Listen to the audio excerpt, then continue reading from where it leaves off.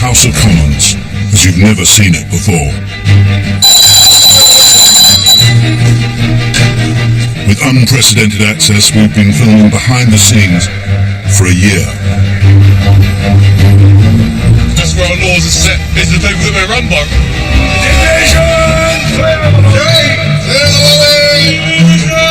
It's been a year of high drama and nasty surprises. While I was serving up the sticky toffee pudding and my custard, a little mouse ran across. In this episode, a storm blows through the Commons, and the Speaker runs into trouble. It isn't possible to make an omelette without breaking eggs. The ancient and crumbling palace is up for hire. As you can see, it's a slightly more fling effect. Fundamentally, we are a legislature. We are not a hotel and catering outlet. And with a general election looming, battles erupt over what kind of Commons we really want. This confirms to me why politics needs to kick up the backside.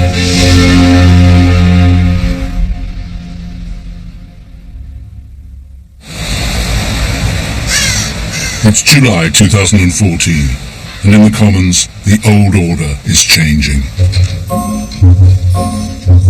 Outside the chamber, staff line up to mark the end of an era. At the end of the debate, our clerk, Sir Robert Rogers, will leave the chamber for the last time. Sir Robert is the Commons' top official, with an encyclopedic knowledge of how Parliament works. But he's decided to retire early.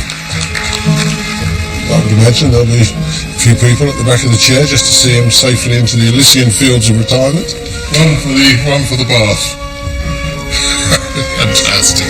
He's worked here over 40 years, so he'll be very much missed, and it's sort of the end of a chapter.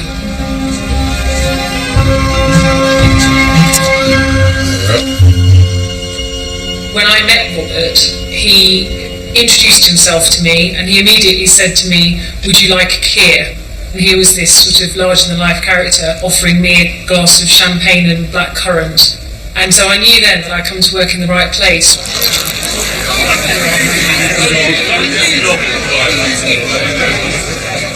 At his leaving party, Sir Robert doesn't explain why he's decided to step down early. When I go, I go. I'm not going to speak to the man at the wheel, and I'm not going to spit on the deck.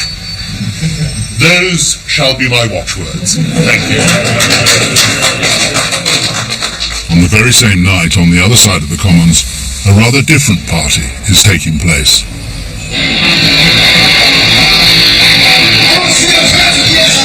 The Commons Speaker John Bercow is hosting a charity rock concert with his colourful wife Sally in his grand Grace and Favour mansion.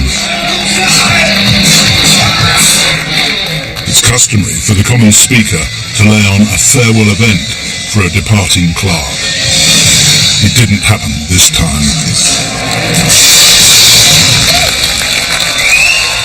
And there have been persistent reports that John Bercow has been at daggers drawn with Sir Robert Rogers. The Speaker is the only MP with a house in the Commons. The job of Speaker goes back nearly 7 centuries, and John Bercow is the first to have a young family here and sees himself as a moderniser.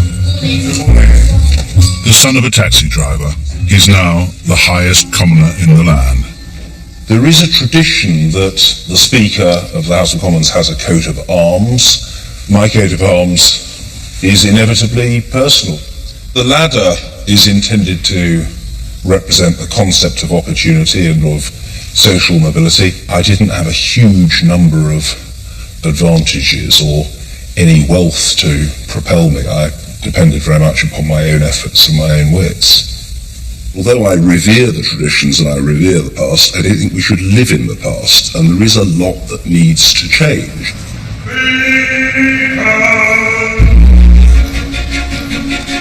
The Speaker's job is to preside over the chamber, choose who speaks, and keep order. He describes himself as a referee. Be quiet. If you can't be quiet, get out. The question will be heard. What people think of it is neither here nor there. Sit there, be quiet, and if you can't do so, leave the chamber. We can manage without you. He's hauled ministers into the Commons to answer a record number of urgent questions from MPs. I think he's been courageous, and I think he takes positions which are, where a lot of other speakers would never dream of granting an urgent question. They would say no automatically. I think he's absolutely right. Bloody well get down here and answer that question. I don't know what they're paying him, Mr. Speaker. Order! I haven't finished. Order! The Prime Minister has finished, and he can take it from me that he's finished. But many MPs feel John Bercow is his own worst enemy because of his unfortunate manner. In a tribute debate to Sir Robert Rogers, it's alleged that the Speaker's language hastened the much-loved clerk's departure. Being told at least once in front of others to F-U-C-K off by you, Mr. Speaker, I think that wouldn't have encouraged him to stay. I'll ignore the last observation, which suffered from the disadvantage of being wrong. The outspoken Michael Fabricant isn't alone in his view of the Speaker, who's a Marmite figure. Some MPs strongly support him, others can't stand him. I think John Bercow forgets that the House of Commons is not the servant of the Speaker. The Speaker is the servant of the House. Some of my critics say that I'm bumptious and can be pompous from time to time. And look, none of us is perfect. And if people say that, there may well be truth in it. Got to get to a rally of 20. The tennis-mad Speaker has opened up the Commons for a charity schools event. The greatest sport ever invented. And most of the time, players are more polite to each other than my colleagues are to each other in the House. But the battle to bring radical change to the Commons will prove an epic contest. I got it! He got it!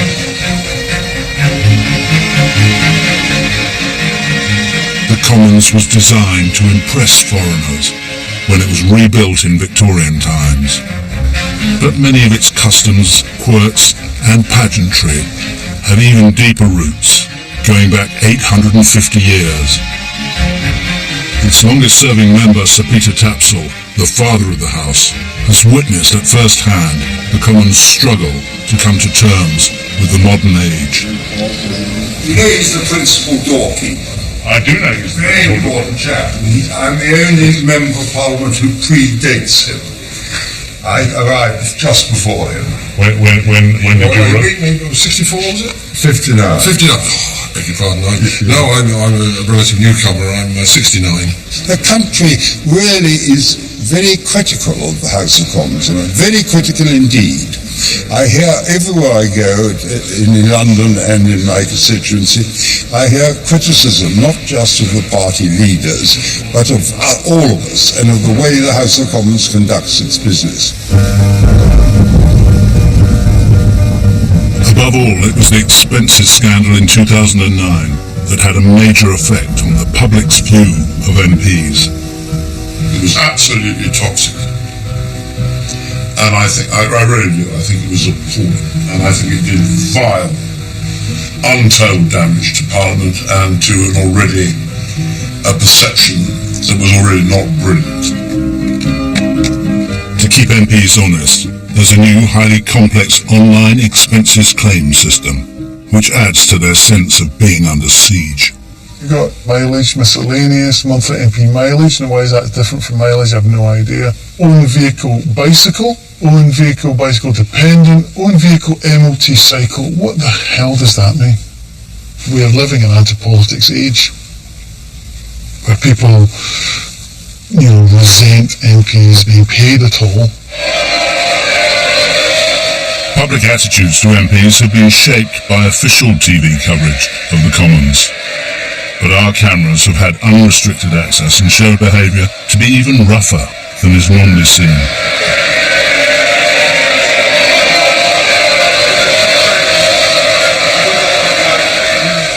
bankers for a while were quite useful because they made us look a bit more popular, but I think actually bankers probably now are back ahead of us, even with their massive bonuses. So it's just estate agents at the moment who are keeping us off the bottom.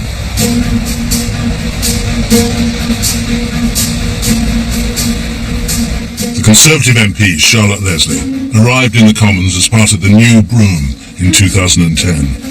She was anxious to do things by the book. I'd seen, some MPs behave appallingly during the expenses scandal. It's terrifying. You constantly have to be thinking, have I ticked the right box? Have I done the right thing? But Charlotte Leslie failed to tick the right box. She made a mistake when it came to registering donations to her local party, which was later exposed. It felt like a cannonball had gone through my stomach. It was really awful. It was everything that I had most dreaded. I'm unspeakably sorry that despite all the efforts I made as a new MP to get things right, I have nevertheless made this very serious error. And I want to reiterate my heartfelt apologies to the House and have sought the earliest possible opportunity to do so.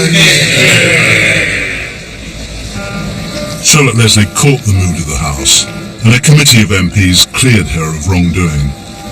She's now concentrating on the job of trying to hold the government to account. She's standing for election to chair the Health Select Committee. Amongst the candidates are fellow Tories Philip Lee and Sarah Wollaston, who are both GPs. There's three of us running who are the new intake of 2010, and I suppose all of us come with a certain freshness. She's now canvassing MPs to support her bid. Select committees are where MPs do some of their most important work, scrutinising the government. And they become more powerful in this Parliament because the committee chair is now elected by their fellow MPs rather than recommended by the party whips. Hello, good to see you. You said I might sign. Yes, I will. Would you? Absolutely. Oh, Bill, that'd be absolutely fantastic. No doubt at all about that. Dropping pens and everything. And off we go. Onwards. Okay. Thanks, Bill. Thanks so much. With a marginal seat and a general election looming, she's had to make tough choices. I had to really think about whether I was going to have the time to do the job properly, whether I'd be abandoning my seat, whether it's something I should be doing.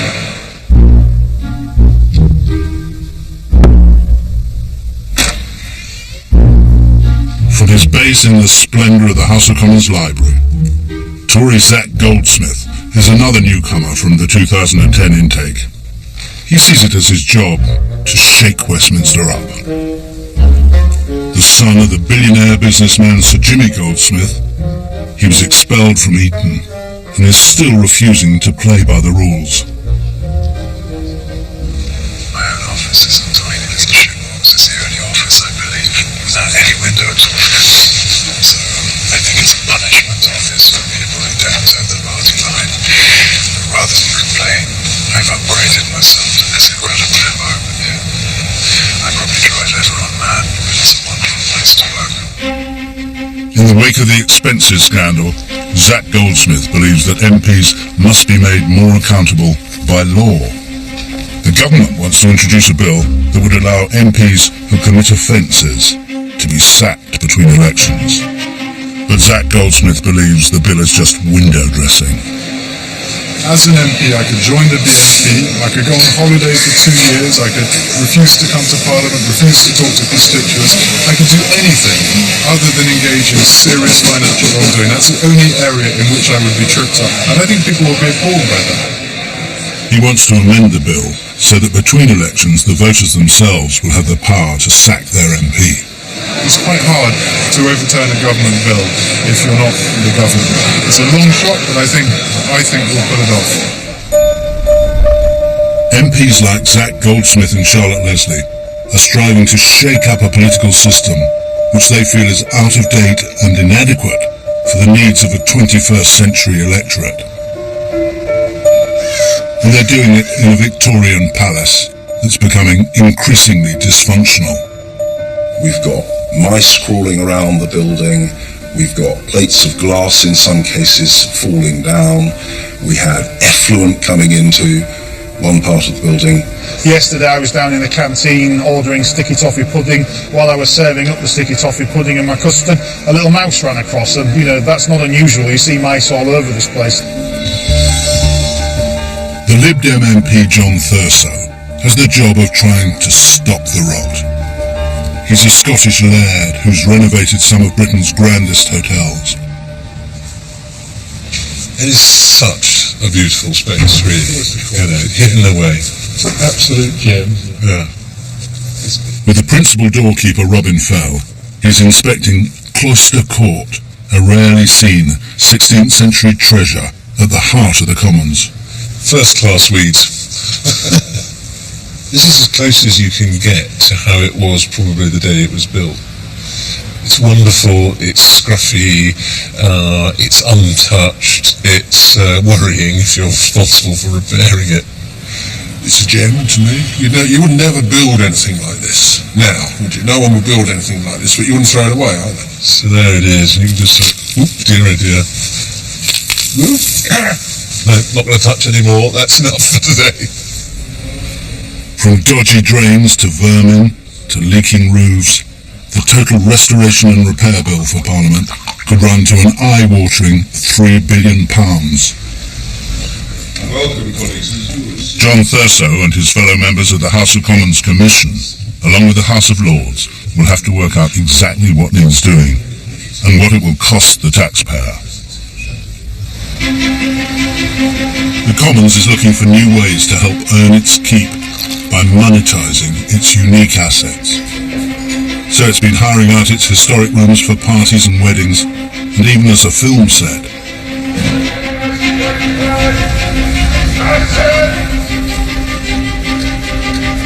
Good afternoon, Reinventing events. I've got confirmation from the client.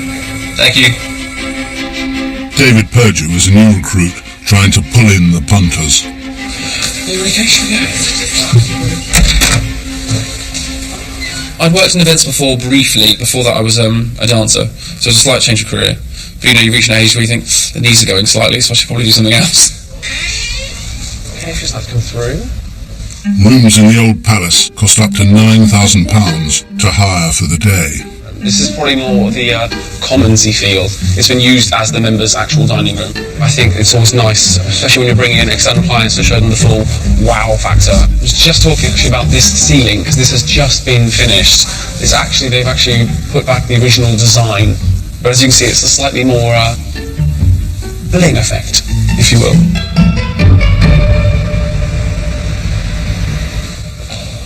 With the financial squeeze on, the ancient palace is starting to adopt new management techniques. Members' lobby, quick look round. Things as it should be, into the office. After 40 years' service, the principal doorkeeper Robin Fell has been told to modernise his ways. Bit of nonsense I have to do now. I have to record the time at which I come in and the time at which I go home, because someone sat in an office somewhere has decided that people might not be working the number of hours they should. I never see these people at 7:15 in the morning or 11 o'clock at night, but there we are. It's absolutely potty, but there we are. And all over Parliament there's people doing the same thing, and it's achieving absolutely nothing except upsetting everybody. There's nothing that isn't being done, but we have to do it because the bean counters seem to rule the world. The hunt is on for a new clerk to replace Sir Robert Rogers. Whoever lands the job, which is both chief advisor to the House on how laws are made and its chief executive, will shape the future of the Commons. Traditionally, the job's been filled by an insider. David Nartzler is the acting clerk. He's consulting their Bible, Erskine May. This is the advice of a learned clerk at the time as to what he thought the rules were, because there was no book that people could go to and say, well, what exactly are the rules and what exactly are the precedents? And it is remarkable how often we have to turn back to old precedents, which may seem dusty and ancient, but actually speak to us today. Constitutional knowledge is only one part of the chief clerk's job.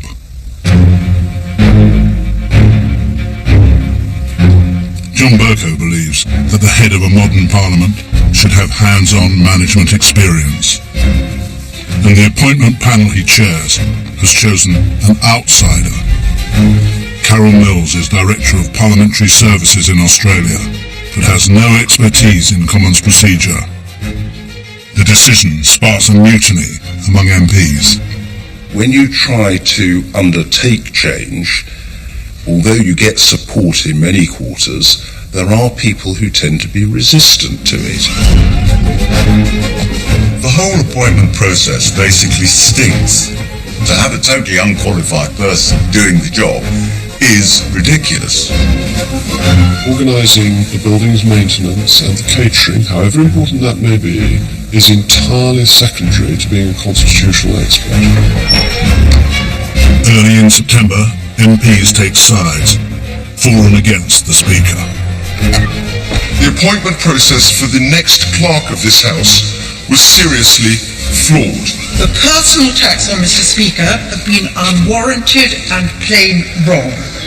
Something seems to have gone badly wrong. There are all sorts of personal, political, constitutional and administrative questions wrapped up in this seemingly innocent little dispute.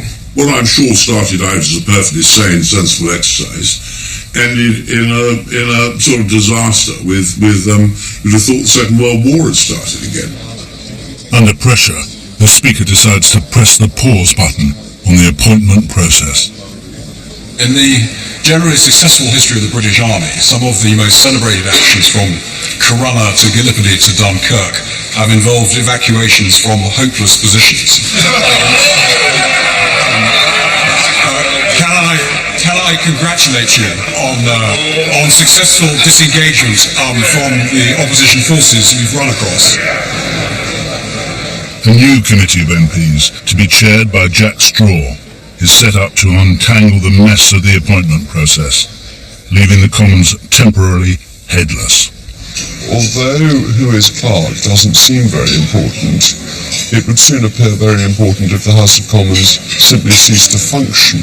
It's slightly like the nursery rhyme: for want of a nail the shoe is lost, for want of a shoe a horse is lost, for want of a horse a rider is lost, for want of a rider a battle is lost, for want of a battle the kingdom is lost, all for the want of a horseshoe nail. And the clerkship is to an extent the horseshoe nail. But the Commons has been left without a chief clerk, just when it might need one most. It could soon find itself in murky constitutional waters. For centuries it's represented the whole United Kingdom, and it's woven into the fabric of the building. The four patron saints are at each of the exits. St. George for England, above the entrance to the House of Lords. Why? Because the English are obsessed with the class system and getting on. St. Patrick for Ireland, above the exit. Why? It's obvious. The Irish just want to get out of the whole setup. St. David for Wales, above the entrance to the House of Commons. Why? Because the Welsh love the sound of their own voice, whether it's speaking or singing. And guess what? St. Andrew for Scotland, above the entrance to the hospitality area. But now Scotland may be heading for the exit. The referendum on independence is just a week away, and a surge for the yes vote in opinion polls has sent Westminster into a panic. I think I'm going to Glasgow, aren't I? No, Edinburgh. Oh, what? That's good job I checked.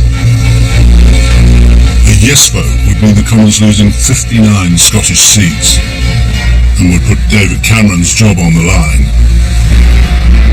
So the three main party leaders have scrambled north to try to stem the tide. William Hague is left holding the fort at Prime Minister's questions. I have been asked to reply on behalf of my right honourable friend, the Prime Minister, from the people of England, Wales and Northern Ireland. We want you to stay in the United Kingdom. One of the MPs who's under threat is Labour's Thomas Doherty. He's heading back to his Dunfermline constituency to fight for a job that he only got in 2010. If we lose the referendum, there will be a strong argument made by many that we need to have a snap general election, in which case I think my parliamentary career will be over there and then. Angus MacNeil is a Scottish National Party MP. So, notifications, what's on the go? He's working to do himself out of a job. Twitter's a hive of creativity, and I think, if the referendum is won, it'll be due to Twitter and Facebook. People are disillusioned with Westminster and have been for a number of years, but Westminster usually has debates and commissions and does nothing to change it. Right. I'm off, guys. Sorry. Angus MacNeil joins the exodus to Scotland, where the enthusiasm with which his fellow countrymen are rushing to the polls has sent shockwaves through Westminster. David Natzler, the acting clerk, is having to start thinking the unthinkable. It is, of course, exciting. We'll be near the centre of things, but would I like for it to be over and for the results to be known? Yes, desperately. Scots are turning out in their millions to cast their votes in the historic referendum on whether or not to become independent of the UK. Because turnout is so incredibly high, we can guess as to what we think their voting intentions are likely to be on this, but we don't know. This is a very, very nervous few hours.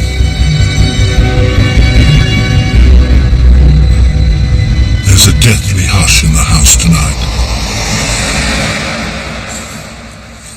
MPs are back in their constituencies, waiting for the result that's due in the middle of the night. It can be a bit scary, a bit creepy. Every week you look, there are faces staring down at you. I'm sure some of the paintings, the eyes move. In the high-security underground car park beneath the Commons, which is free to members, only a few cars remain.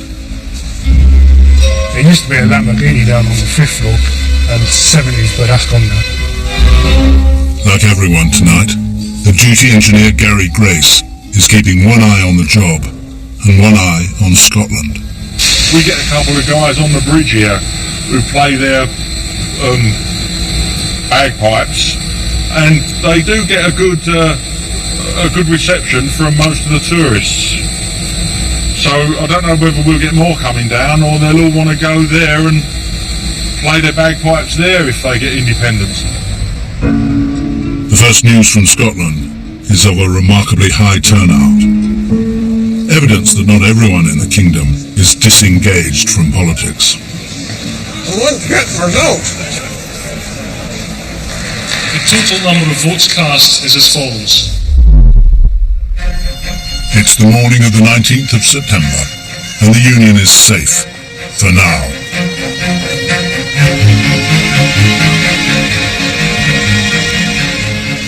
I got up early in the morning to make myself a cup of coffee and just be quietly pleased and relieved, very relieved, that we were not presiding over the breakup of the United Kingdom.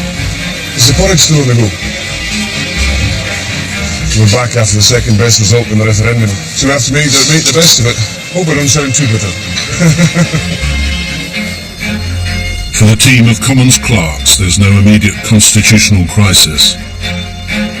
But they know that the genie can't be put back in the whiskey bottle. I'm not sure if people were expecting the no vote to be the last word. We can't just pretend things are ever going to be the same as if this had never taken place at all, and nor, I imagine, does anybody want to pretend that. The tectonic plates of politics are moving in a way which nobody could possibly understand. What is this going to mean for the Union, for Scotland? What would it mean? English votes for English laws, all that sort of. How is all that going to fit into a new parliament? I mean, I just don't know. With the Parliament of the still United Kingdom in recess, a grim new challenge for the government has emerged: the rise of Islamic State. The House is recalled for an emergency vote on whether Britain should join American airstrikes in northern Iraq. It means I've got to ring a lot of people up who thought they were on holiday, and I've got to break the sad news that in actual fact they're going to spend the day in Westminster. No problems, boss. Ready and willing. I will await your call. Wherever they are, MPs have to drop everything. I'm just hoping I packed all the right clothes. Posh stuff for London, my parliamentary pass. Shoes are always in the wrong place. Always got the wrong shoes. Massive week for Parliament was exactly what the public imagines our so-called holiday probably looks like. Quite a heavy thing, really, that we're voting on. There will be everybody in the world wanting to speak, though, so the more senior people than me who will no doubt full rank get called first. It feels very significant, and voting to go to war is something that you always hope you're never going to have to do. Mr. Speaker, there is no more serious an issue than asking our armed forces to put themselves in harm's way to protect our country. Protecting our national interest, security, and the values for which we stand is why I will be supporting the motions this afternoon. For a change, the crowded Commons doesn't resemble a bear pit, and dissenters are given a respectful hearing. Extremism will spread further and deeper. The people outside can see it, but the fools in here who draw a big salary and big expenses cannot. The question is the motion on Iraq. As many as are there have been say aye. The country no. Division, clear the lobby. The House votes by an overwhelming majority for military action. It's kind of the House of Commons at its best, when everybody does really listen to the debate and is principally voting according to their conscience, rather than just, rushing in and voting on a party work performance. It's been a tumultuous few weeks in Westminster. The remarkably high turnout in the Scottish referendum has been a wake-up call for Parliament, showing MPs that they need to think harder about how to win the trust of the people. But Sonny Ianu and Mick King are still able to carry out the same task they've regularly completed since the millennium. I think it's the best flag in the world, with all the different colours of the nation, and I don't think there's another flag in the world that did touch it. Okay, Sonny. Their job is to swap Parliament's huge summer flag, the width of a tennis court, for a smaller winter one. But a rising storm blows them off course. Keep it coming. Now pull it up, Sonny. Pull it up. It's got stuck. I don't believe this.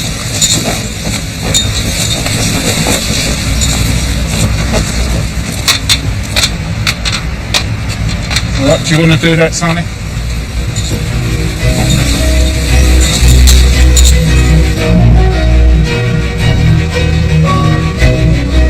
It's a kind of flower that flew the freedom of democracy all over the world.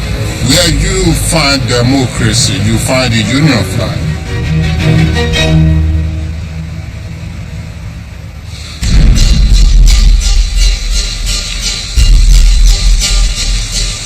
The Commons may have weathered the immediate storms, but opinion polls show the public remain disillusioned with what they see as an out-of-touch Westminster political class. If you're in politics, it's because you think you understand the way your electorate thinks. I don't know if that's true anymore, and I think a lot of us are scratching our heads and wondering what on earth is happening out there. The Conservative MP Zach Goldsmith believes one answer is to give voters the power to sack or recall their MPs at any time, not just at an election. Parliament has not been doing its job for a very long time. People deserve the right to have a referendum on whether or not their MP should stay or not.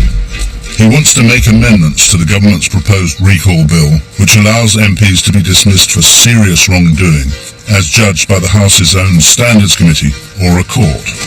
Okay. Zach Goldsmith thinks the bill is toothless, and he's brought together a mixed bag of MPs from across the parties to make his case. What the government is proposing is effectively all power to parliamentarians. People out there at the very first scandal will realise that they haven't actually been given any recall powers at all. So the question is, are we as a committee willing to create the real thing? And my view is it's all or nothing. We either do this properly or we don't do it at all. The Goldsmith team will have an uphill struggle. Many MPs feel his proposals would give power to outside lobbying and business interests and make it impossible for MPs to take tough and unpopular stances. There has never been so much nonsense as the idea of recall. And what we've lost in this place is people who stand up for principle and have a difficult moment that say, that's what I believe in, follow me, then they stand again at the next election. Everything Zach wants to do would destroy the principle of a good parliament. The argument about recall is happening at a time when MPs are engaged in a larger debate about how the House of Commons should be run. What do you think are the most important attributes? The committee set up in the wake of the row over the appointment of a successor to Sir Robert Rogers is now considering whether any one person can continue to combine the jobs of scholarly constitutionalist and modern-day chief executive. There's a great deal of interest amongst MPs as to how our own institution is run, and also concerned that it's run properly. One big question is how far the Commons should aim to help pay its own way in the future. Some MPs are concerned that staging corporate events could interfere with the Commons' primary role. Okay, this evening, ladies and gentlemen, we have a reception for 150 people. I would like everybody outside with a drinky on a tray at 6:50 to welcome them here, please. Let's go and get on with it then, guys, okay? Thank you. Bonya Owens of the events team is in charge of hiring out rooms for functions. Let's go and have a look, and then you will see. She's taking a prospective client to see a room in the old palace. Oh no, they're inside. A room was available, it was empty, and the members of parliament just walked in and decided to have their boardroom style meeting in there. So now we are allowed only to have a sneaky peek, I'm afraid.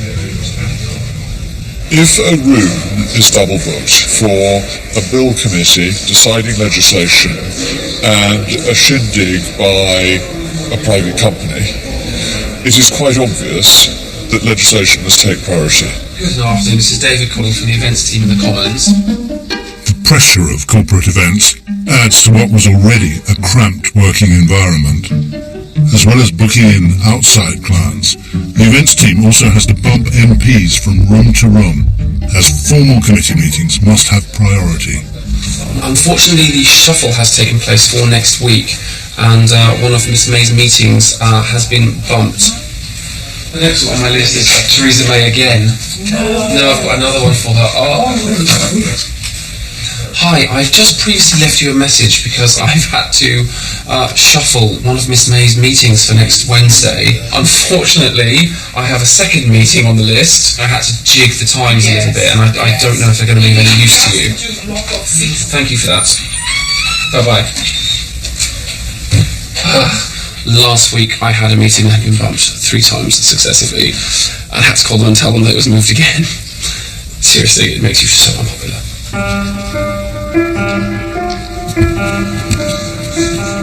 With space at a premium, one grand committee room is being converted into a makeshift polling station.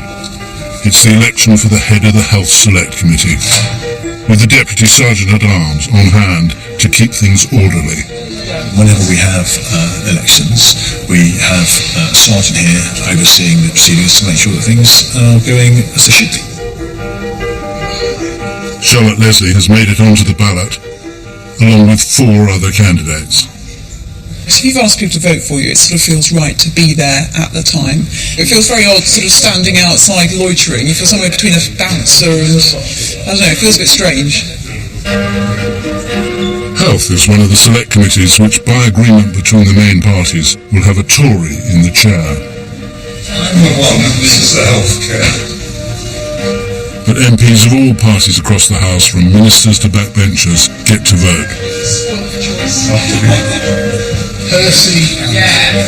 It means that independent-minded candidates are likely to have a better chance, as they may attract votes from across the political divide. For some, it's an alternative career path to the ministerial ladder. The allure for me, at least, is that it just gives you more tools to change stuff and do things. Okay, it's 1 o'clock. I think we are done. As MPs gather in the chamber to hear the result, Charlotte Leslie waits with her friend and rival, Sarah Wollaston. Order, I will now announce the result of the ballot held today. Sarah Wollaston was elected chair with 226 votes. Charlotte Leslie, a latecomer to the contest, finishes last but one. If I didn't have such a marginal seat and I was able to spend more time in this place and less time in the constituency, well, perhaps, I would have gone for it immediately and it would have been a completely different state of affairs. Politics is a game where famously you always lose.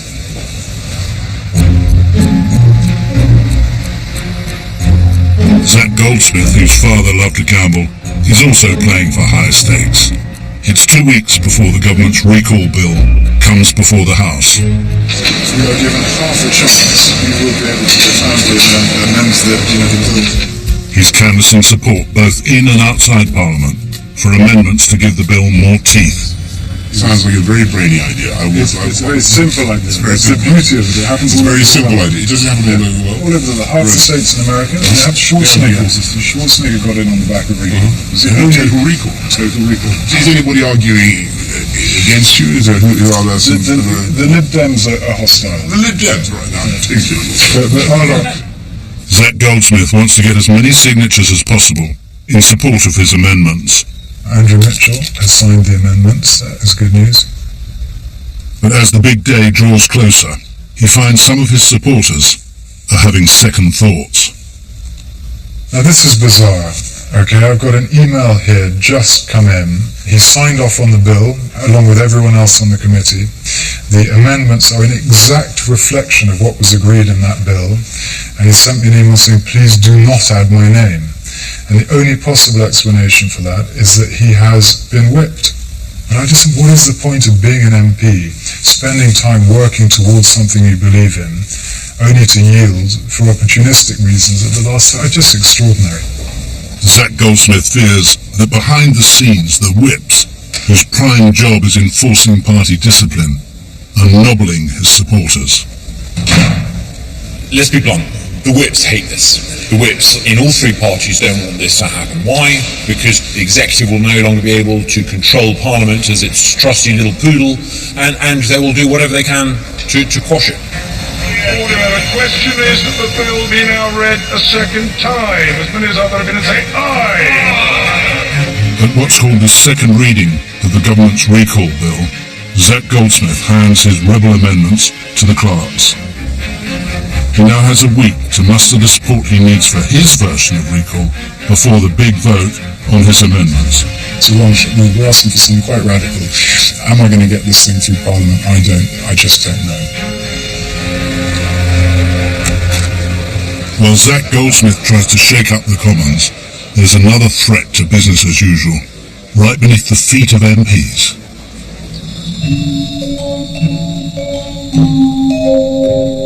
The labyrinth of antique plumbing and wiring under the chamber was christened the Cathedral of Horrors by the ex-Commons clerk Sir Robert Rogers. The cables and piping are in desperate need of replacing, but it's hard to do while the chamber is sitting. The chamber's directly above us, and they do not tolerate noise. The noises, these strange and unusual noises, were due to some kind of building works. I have made the House's displeasure known to those who look after facilities. And these guys have got the real difficult task of carrying out the job of work silently. Hear the banging of the question. The Lib Dem John Thurso, one of the senior MPs responsible for the upkeep of the House, has joined Philip Sturgeon to see what life is like below stairs. What is extraordinary is that for most of my colleagues up there, they haven't the slightest idea that this is down here. Keep waiting for somebody to shout abandon ship. Yeah, that's right. We're already on our last legs on some of this. We're already at our limit. It wouldn't be so good if the Prime Minister was talking to the Kremlin or something, and down here you went snip. Where's he gone? Just to go and look at it, it really does bring it all home. There's an immense amount of work that needs to be done, and I would find it very difficult to see how you could do that in a cost-effective way without being able to shut it down, frankly. The sheer scale of the work means that the Commons and the Lords might have to do the unimaginable and move out of the Palace of Westminster altogether while it's completed. If we're to avoid literally sinking into the mud, very important and potentially expensive decisions will have to be made. There may come a point where we'll have to bite the bullet and move out temporarily, I hope. But it would break my heart if the Parliament moved out of this building permanently.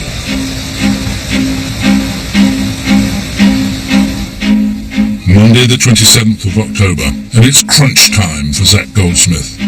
MPs will finally vote on his radical plan to make it possible for constituents to sack unpopular MPs between elections. It's been declared a free vote, meaning that MPs can vote with their conscience. But Zac Goldsmith has heard reports that whips on both sides are urging their MPs to vote against him. It makes an absolute mockery of the very concept of a free vote, and for me, I think it just confirms to me why politics needs to kick up the backside. The Labour frontbencher, Thomas Doherty, will lead tonight's debate for his party.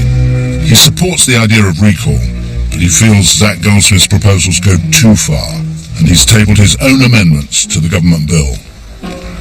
The danger with the Zac position is that well-funded vested interest groups could then start challenging individual MPs on individual issues, and that, I think, leads to actually weaker democracy.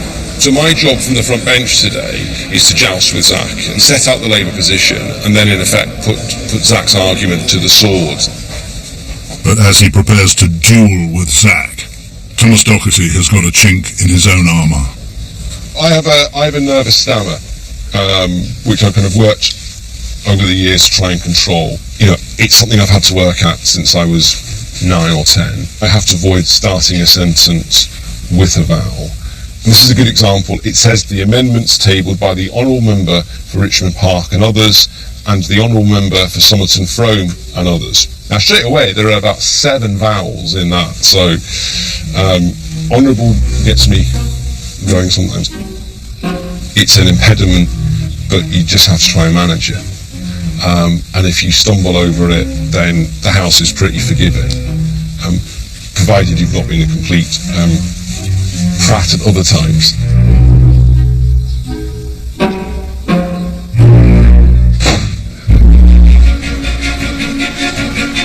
It's 4:30 p.m. and MPs are making their way to the chamber. Recall of MPs Bill, Committee. The ceremonial mace is lowered to show that the whole House is now meeting as a committee, something that happens for the most contentious bills.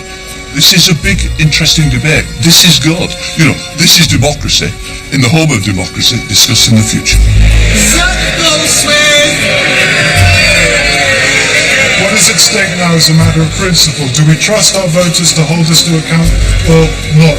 I fear that if we play games, voters will see through it and they will begin seeking more drastic solutions sooner or later. Zac Goldsmith is soon facing objections from all sides of the House. He needs to differentiate between misconduct and wrongdoing and policy. I would be looking for his assurance that his amendments could not be used to blackmail members of Parliament. And the problem with his amendment is that it works against decent government.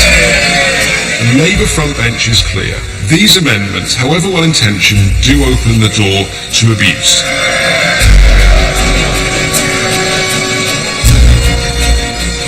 After 5 hours, the Speaker's deputy brings the debate to a close. Does that airs that opinion? Say aye. Aye. On the contrary, no. Division, clear the lobby. Synthetic recall that one, proper recall. Those MPs who want to highlight their abstention can vote in both lobbies. This is the problem sometimes, a yes and a no. isn't subtle enough for what we need to say.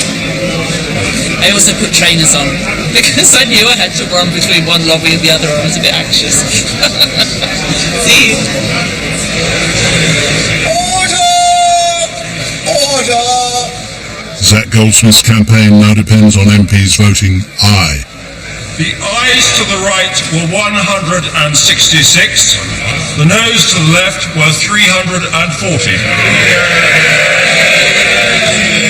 The noes have it! The noes have it! Zach Goldsmith has failed in his ambition to make MPs more accountable to voters. I was depressed by some of the things that were said, and I felt at that time that this place really dramatically needs to change. 7 a.m. on Saturday the 29th of November. And the House of Commons gets its biggest delivery of the year. 3 Christmas trees from Kielder Forest in Northumberland. Oh, we can really flood it with lights. The biggest is a 38 feet long beast to stand in the middle of New Palace Yard. Just waiting for it to bring the star up, but should we check the size of the hole? Supervising the job is Terry Cole.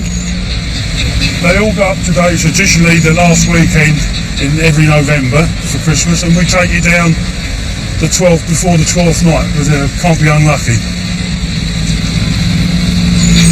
Terry Cole has assembled a team of craftsmen from across the Commons, from clockmakers to engineers, who give up their Saturday to decorate the tree. You got the sellotape, have you?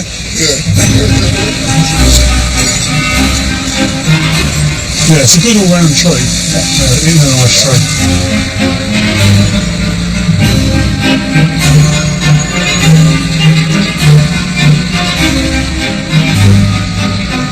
It's good. Everybody enjoys it. You know, it's when this goes up, Christmas has started.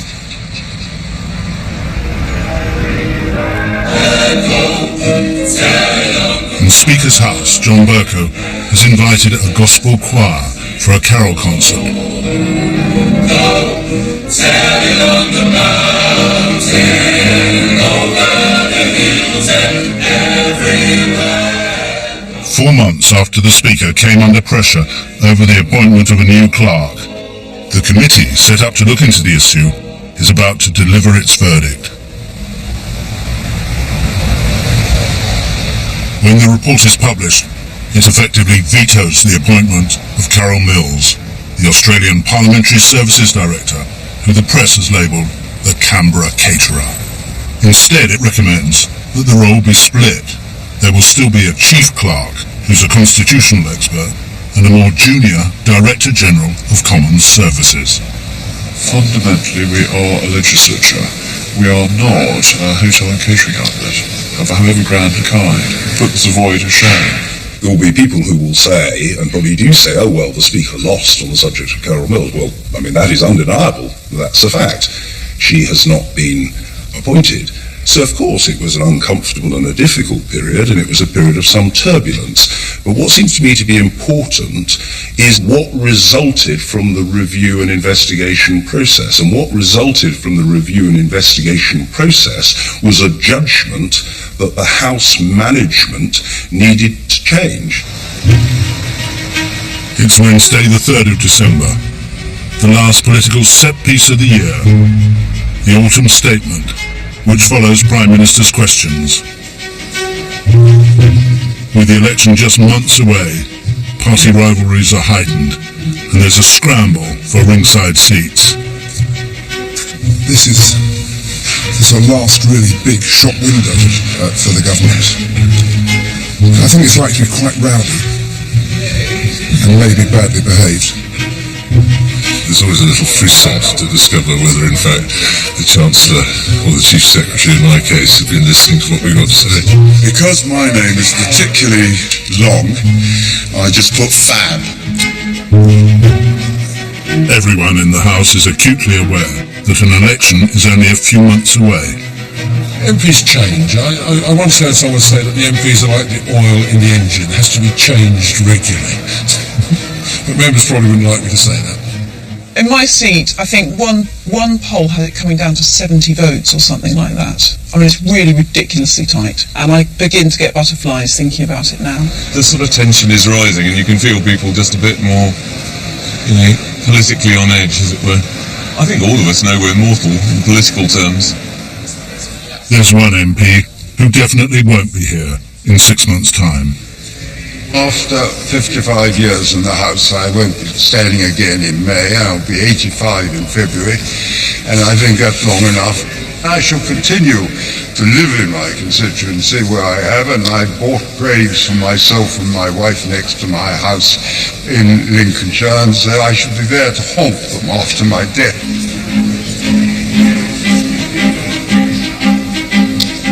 Today we'll see a torrid clash between the Prime Minister and Ed Balls, Labour's Shadow Chancellor, whom Cameron describes as the most annoying man in British politics. But I would like to highlight something the Shadow Chancellor said this week. He said that he would be tough on the deficit and tough on the causes of the deficit. As he is one of the causes of the deficit, I think we just found the first ever example of political maso-sadism.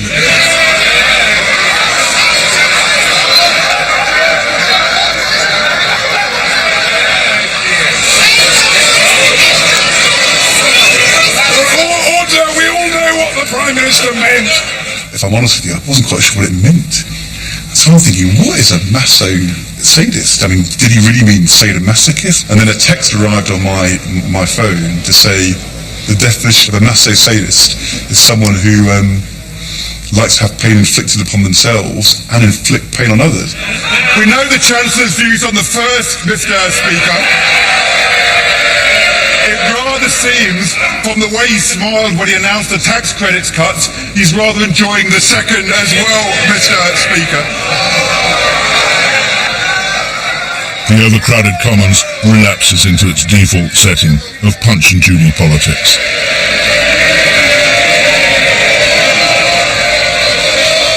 In a chamber that was specifically built to encourage confrontation, tribal aggression is hardly surprising.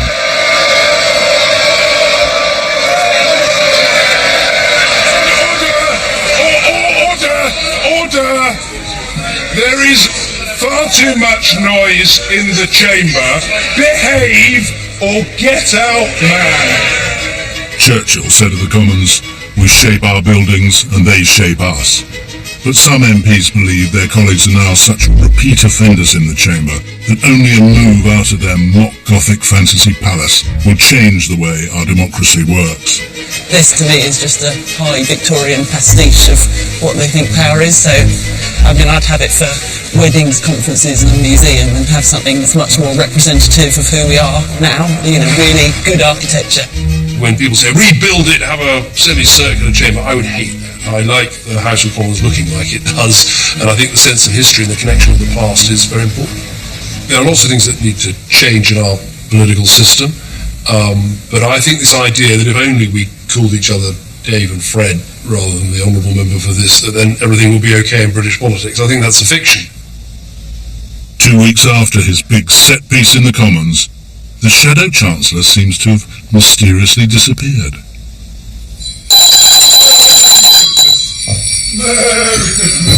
Merry Christmas. Many people would see you as an unlikely Father Christmas. Would they?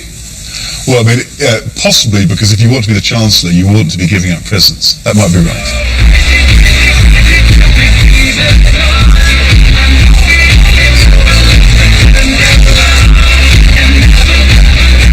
I think Father Christmas is very good. We're very lucky that he pops into the House of Commons. Come the 26th of December, he'll give away everything. There'll be nothing left. The cupboard will be bare. Don't forget to leave me a carrot for my reindeer and a small glass of sherry or a cup of tea. Merry Christmas. It's the dying minutes of 2014, and the eyes of the world are on Westminster. At the top of Big Ben, the Commons clock keepers are finessing the ancient mechanism so it will strike at the exact second the new year starts.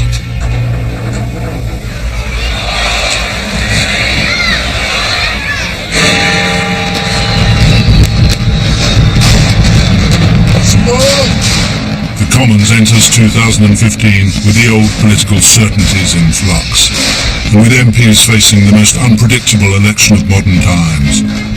Those who are standing again are hoping to return to what is perhaps the most magnificent and maddening institution in Britain.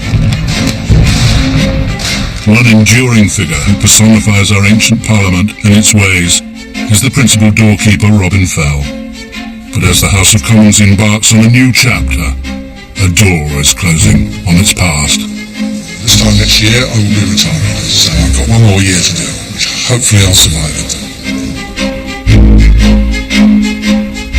Everyone's gone. There's no members left on the benches. Everything's put away. It's almost as if there's never been anybody here. So I'm going to drive home, and I'm going to collapse in a chair, and I should probably pour myself a glass of sloe gin.